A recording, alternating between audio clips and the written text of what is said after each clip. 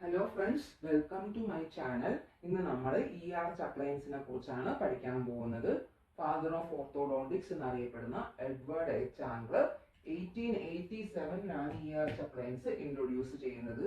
ഇതൊരു first prototype ആണെന്നൊക്കെ പറയാം. ഫിക്സഡ് ഓർത്തോഡോണ്ടിക് അപ്ലയൻസിന്റെ ഫസ്റ്റ് ഒരു പ്രോട്ടോടൈപ്പ് ആണെന്നൊക്കെ പറയാം. അപ്പോൾ നമ്മൾ അതിന്റെ കമ്പോണൻസിലേക്ക് കടക്കുകയാണ്. നമുക്ക് എന്തൊക്കെയാണ് കമ്പോണൻസ് ഉള്ളതെന്ന് നോക്കാം. ക്ലാംപ്ഡ് ബാൻഡ്സ് ഉണ്ടാവും, അതിൻ്റെ കൂട്ടത്തിൽ ബക്കൽ ട്യൂബ്സ് ഉണ്ടാവും, അതിൽ ഒരു എക്സ്പാൻഷൻ ആർച്ച് ഉണ്ടാവും, ഒരു ആർച്ച് വയർ ഉണ്ടാവും, എക്സ്പാൻഷൻ ആർച്ച് ഉണ്ടാവും.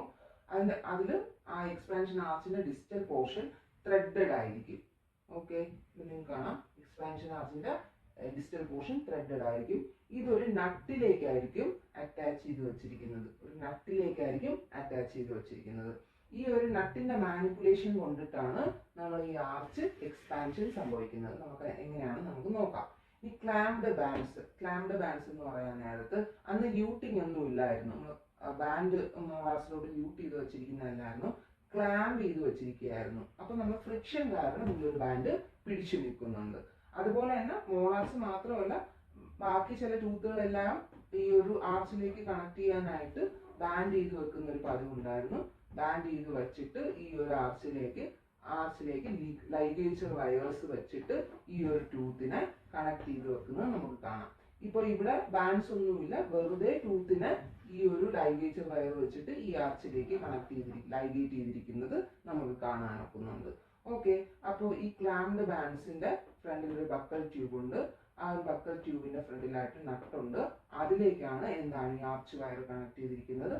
ആർച്ച് വയർ ത്രെഡഡ് ആണ്. ഈ ഒരു നട്ടിന്റെ മാനിപ്പുലേഷൻ കാരണം നമ്മൾ എങ്ങനെ ഇരിക്കുന്ന ആർച്ച്, നിങ്ങൾ ഈ ആർച്ച് ശ്രദ്ധിച്ചോ? അപ്പൊ ഈ ആർച്ചിനകത്തുള്ള ട്യൂത്ത് നിരനിരയായിട്ടല്ലേ ഇരിക്കുന്നത്. രണ്ട് ട്യൂത്ത് അകത്തേക്ക് ഇരിക്കുന്നുണ്ട്. അത് പുറമേ കൊണ്ടുവരണമെങ്കിൽ എന്ത് ചെയ്യണം? ആർച്ച് എക്സ്പാൻഡ് ചെയ്യണം. കണ്ടോ, ഈ ആർച്ച് എക്സ്പാൻഡ് ചെയ്തിരിക്കുന്നുണ്ടോ? ഇവിടെ ആർച്ച് എക്സ്പാൻഡ് ചെയ്യണം. അപ്പൊ നമ്മൾ ഈ നട്ടിനെ മാനിപ്പുലേറ്റ് ചെയ്യുമ്പോൾ എന്ത് ചെയ്യുന്നു? ഈ ഒരു ആർച്ച് വയർ എന്ത് ചെയ്യുന്നു?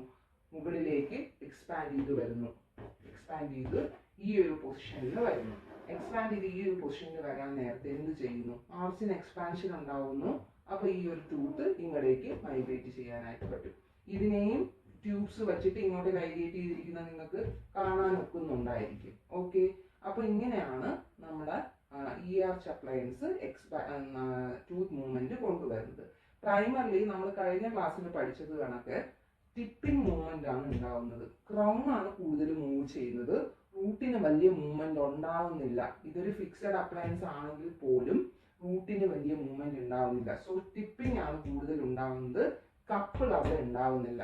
ടിപ്പിംഗ് എന്താണ്, കപ്പിൾ എന്താണെന്നൊക്കെ നമ്മൾ കഴിഞ്ഞ വീഡിയോയിൽ വിശദമായിട്ട് തന്നെ പഠിച്ചതാണ്. ഓക്കെ, അപ്പോൾ ഇതിന്റെ ഒരു ഇമ്പോർട്ടൻസ് എന്ന് വെച്ചാൽ ഈ ആർച്ച് വയർ എന്ന് പറയുന്നത് ഉണ്ടാക്കിയിരിക്കുന്നത് ഗോൾഡ് അലോയ് അല്ലെങ്കിൽ നിക്കൽ സിൽവർ അലോയ് വെച്ചിട്ടാണ് എഡ്വേർഡ് എച്ച് ആംഗ്ലർ ഈ ഒരു ആർച്ച് വയർ ഉണ്ടായിരിക്കുന്നത്.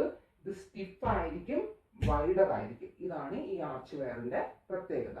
സോ നിങ്ങൾക്കത് മനസ്സിലായി എന്ന് വിചാരിക്കുന്നുണ്ട്.